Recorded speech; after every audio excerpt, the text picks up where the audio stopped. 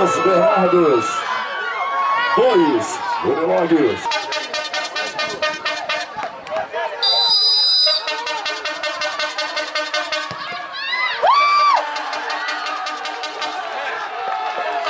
Atualizando o placar, os Bernardos 2, Unilog acaba de diminuir, marcando 1.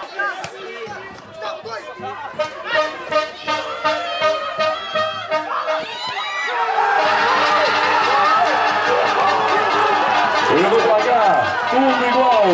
Os Bernardos 2, Unilog também 2. Se preparando para a sua primeira cobrança ordenada.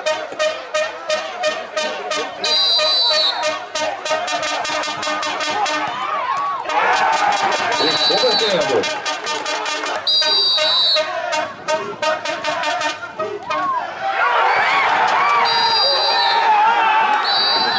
E com essa defesa, o Unilog se classifica para a grande final. No próximo sábado, às 16 horas, neste mesmo local, estará enfrentando a equipe do Santo André F7. Esse é o 12º Campeonato Estadual Esportes de Futebol 7 Série A 2016. Realização Federação de Futebol 7 do Espírito Santo, contando com o apoio da Atual Print, Penalty, Unesc, UOT, Ícone Esportes.